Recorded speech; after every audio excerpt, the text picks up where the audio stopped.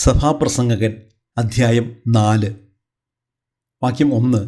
വീണ്ടും ഞാൻ സൂര്യന് കീഴെയുള്ള എല്ലാ മർദ്ദനങ്ങളും വീക്ഷിച്ചു.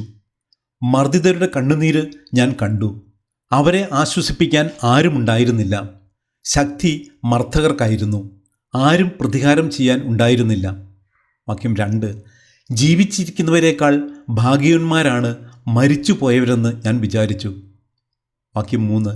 എന്നാൽ ഇരു കൂട്ടരെയുംക്കാൾ ഭാഗ്യവാന്മാർ ഇനിയും ജനിച്ചിട്ടില്ലാത്തവരും സൂര്യന് കീഴെ നടക്കുന്ന തിന്മകൾ കണ്ടിട്ടില്ലാത്തവരുമാണ്. വാക്യം 4. എല്ലാ അധ്വാനവും എല്ലാ വൈദഗ്ധ്യവും മനുഷ്യരുടെ പരസ്പര സ്പർദ്ധയുടെ ഫലമാണെന്ന് ഞാൻ ഗ്രഹിച്ചു. ഇതും മിഥ്യയും പാഴ്വേലയുമാണ്. വാക്യം 5. ഭോഷൻ കയ്യും കെട്ടിയിരുന്ന് ക്ഷയിക്കുന്നു. വാക്യം 6.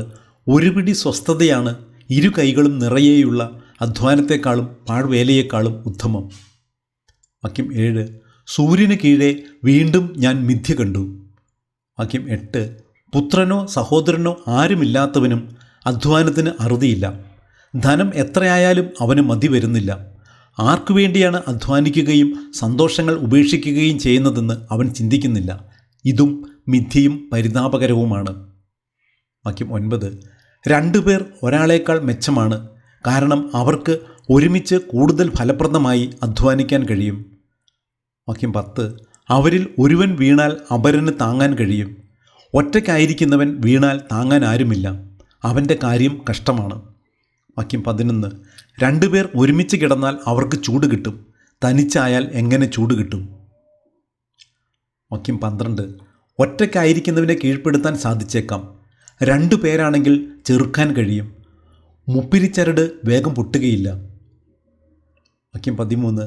നിർധനനെങ്കിലും ബുദ്ധിമാനായ യുവാവാണ് ഉപദേശം നിരസിക്കുന്ന വിഡ്ഢിയും വൃദ്ധനുമായ രാജാവിനേക്കാൾ ഭേദം.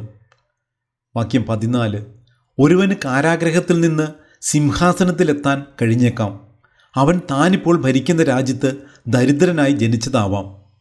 വാക്യം 15.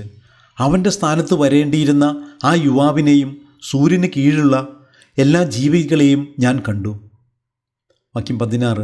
അവൻ്റെ പ്രജകൾക്ക് എണ്ണമില്ല, അവൻ എല്ലാവർക്കും അധിപനുമായിരുന്നു. എങ്കിലും പിന്നീട് വരുന്നവർക്ക് അവനിൽ പ്രീതി തോന്നുകയില്ല. ഇതും മിഥ്യയും പാഴ്വേലയുമാണ്.